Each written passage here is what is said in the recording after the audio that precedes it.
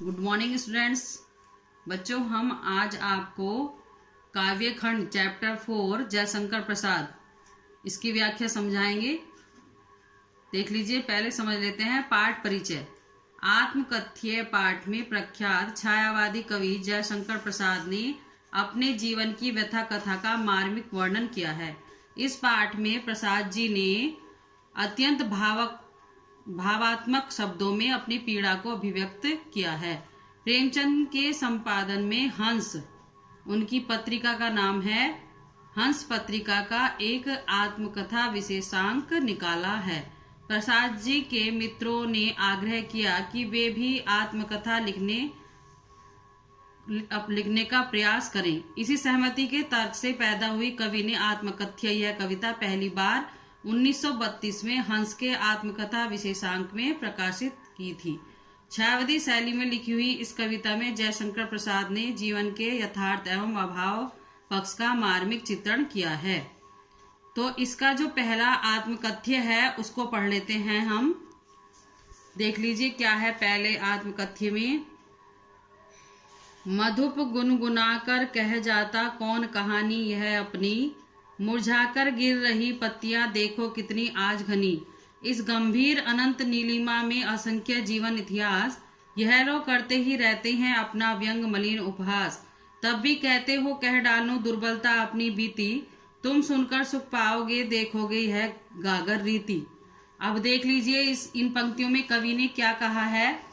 कवि कह रहा है कि मन रूपी भौरा गुनगुनाते हुए यह अपनी कौन सी कहानी कह जाता है कि आज इतनी सारी घनी पत्तियां मुरझाकर गिर रही हैं।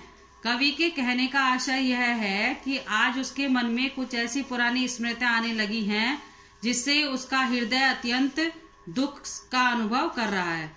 कवि कह रहा है कि मन के इस अंतहीन विस्तार में जीवन की ऐसी अनगिनत घटनाएं हैं जो बुरी तरह से निंदा करती हुई मेरी हंसी उड़ाया करती हैं। कवि अपने मित्रों को संबोधित करते हुए कहता है कि मेरे जीवन में इस तरह के विषादयुक्त होने की बात जानकर भी तुम कह रहे हो कि मैं अपनी बीती हुई दुर्बलता की बात कह दूं।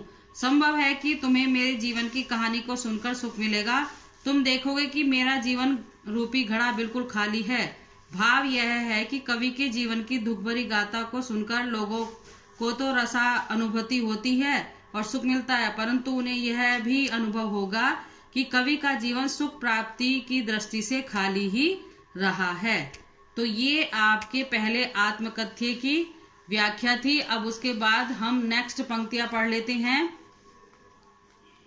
किंतु कहीं ऐसा न हो कि तुम ही खाली करने वाले, अपने को समझो मेरा रस ले अपनी भरने वाले। यह विडंबना अरी सरलते तेरी हंसी उड़ाऊं मैं, भूले अपनी या प्रवंचना औरों को दिखलाऊं मैं। यहाँ पर कवि कह रहा है कि मेरा रस लेकर स्वयं को भरने वाले अर्थात मेरी व्यथा की कहानी सुनकर रस विभोर होने वाले लोगों सुनो। कहीं ऐसा ना हो कि मेरी आत्मकथा को सुनकर तुम अपने आप को ही मेरे जीवन रूपी घड़े से सुख रूपी रस निकालकर उसे खाली करने वाला समझ लो। भाव यह है कि कवि से आत्मकथा लिखने का अनुरोध करने वाले लोगों को जब उसकी व्यथा की गहराई का आभास होगा तब वे स्वयं को ही दोषी समझते हुए पश्चाताप कर सकते हैं। कवि कह रहे हैं कि विडंबनापूर्ण बात ही होगी कि मैं सीधेपन की हंसी उड़ाऊं। तात्पर्य यह है कि कवि को अपने भोलेपन के कारण बहुत पीड़ा सहनी पड़ी है। यदि वह अपनी सरलता का उपहास करता है तो यह उसके लिए विडंबना ही होगी। कवि कहता है यदि वह सीधेपन में ही की गई अपनी भूलों तथा उसका लाभ उठाकर दूसरे लोगों द्वारा किए गए धोखों की कहानी सुनता है तो यह बात भी उसके लिए विडंबनापूर्ण ही होगी। तो यहाँ पर क्या बताया है, कवि ने अपनी आत्मकथा में अपने बारे में बताया है कि उसका जीवन किस प्रकार सीधेपन के कारण लोगों ने उसकी मजाक बनाई है और लोगों ने उसका उपहास किया है। अब तीसरे जो आत्मकथ्य की तीसरी जो पंक्तियां हैं उनको आगे पढ़ लेते हैं। उज्जवल गाथा कैसे गाऊं मधुर चांदनी रातों की, अरे खिलखिलाकर हंसते होने वाली उन बातों की। मिला कहाँ वह सुख जिसका मैं स्वप्न देखकर जाग गया, आलिंगन में आते आते मुस्कैया कर जो भाग गया। यहाँ पर कवि कह रहे हैं कि मैं मधुर चांदनी रातों की स्वच्छ व कांतिमान कहानी किस प्रकार गाऊं चांदनी रात में खिलखिलाकर हंसते हुए होने वाले वार्तालाप का वर्णन मैं कैसे करूं।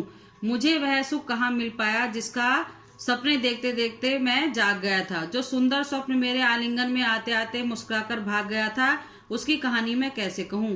भाव यह है कि कवि ने जिस सुख की कल्पना की थी वह उसे मिलते मिलते रह गया था, उसके हाथ कुछ भी नहीं आ सका। इस प्रकार सुख से वंचित रह जाने की दुखमय गाथा वर्णन करना कवि के लिए अत्यंत कठिन था। अब आगे देख लेंगे 4 काव्यांश। जिसके अरुण कपोलों की मतवाली सुंदर छाया में अनुरागनी उषा लेती थी निज सुहाग मधुमाया में, उसकी स्मृति पाथे बनी है थके पथिक को पंथा की, सीवन को उधेड़ कर देखोगे क्यों मेरी कथा की। कवि यहाँ पर कह रहे हैं जिसके लाल गालों की सुंदर उन्मल छाया में प्रेम भरी भोर मृदुल अनुराग से परिपूर्ण अपना सौभाग्य प्राप्त करती थी, उस दिव्य सौंदर्य की स्मृति ही अब मुझ थके हुए यात्री की राह का संबल बनी हुई है। कवि अपने मित्रों से कहता है कि तुम मेरे अंतर्मन को खोलकर उस स्मृति को ही इस प्रकार से क्यों देखना चाहते हो, जैसे कि गुदड़ी की सिलाई उधेड़कर उसके अंदर सिले कपड़े के टुकड़ों को अलग अलग करके देखा जाता है। भाव यह है कि कवि के जीवन में अनुराग भरे ऐसे सौभाग्यशाली क्षण भी आए हों जो भोर लालिमा से सुंदर है, उन्मत्त और प्रेम से परिपूर्ण है। उन मधुर क्षणों की याद के सहारे ही कवि अपनी वेदना भरी जीवन यात्रा के आगे बढ़ता जा रहा है। इन स्मृतियों को उसने अपने अंतर्मन में संजोकर रख रखा है। यह प्रश्न है कि अंतर्मन में छिपी ही मेरी मधुर स्मृति को तुम क्यों देखना चाहते हो, अर्थात इससे तुम्हें आनंद नहीं बल्कि दुख ही प्राप्त होगा। आगे देखेंगे। छोटे से जीवन की कैसे बड़ी कथाएं आज कहूं, क्या यह अच्छा नहीं कि औरों की सुनता मैं मौन रहूं, सुनकर क्या तुम भला करोगी मेरी भोली आत्मकथा, अभी समय भी नहीं थकी सोई है मेरी मौन व्यथा। यहाँ पर कवि कह रहा है कि अपने छोटे से जीवन की बड़ी कहानियां आज मैं कैसे कहूँ, क्या यह अच्छा नहीं होगा कि मैं दूसरों की कहानियां सुनता हुआ चुप ही रहूं। तुम मेरी भोली आत्मकथा सुनकर भी भला क्या करोगे, अभी उसे कहने का समय ही नहीं है और मेरी मौन पीड़ा अभी थक कर सोई हुई है। भाव यह है कि कवि के छोटे से जीवन में उसे बहुत दुख सहने पड़े हैं, इसलिए वह स्वयं चुप रहकर दूसरों की कहानियां ही सुनता रहता है। उसे लगता है कि लोगों के लिए उसकी आत्मकथा का कोई विशेष उपयोग नहीं है, यह आत्मकथा लिखने का उचित समय भी नहीं है और उसके हृदय की वेदना अभी सोई हुई है। तो आपने इस जो ये काव्य की पंक्तियां थी आत्मकथ्य, इसमें क्या देखा है कि कवि ने अपने जीवन के दुख भरे क्षणों का जो वर्णन किया है उससे लोगों को बहुत ही प्रसन्नता मिलती है और लोग उसकी मजाक बनाते रहे हैं। अब इसमें जो भी क्वेश्चन आंसर है वो आपको व्हाट्सएप में सेंड कर दिए जाएंगे। आप अपनी नोटबुक में करते रहें अवश्य काम, क्योंकि बच्चों अगर काम नहीं करेंगे तो आपको आगे काम पूरा करना बहुत ही भारी हो जाएगा और आपका सिलेबस जल्दी ही कंप्लीट होना है। इसलिए आप अपना काम ईमानदारी के साथ करते रहें। धन्यवाद।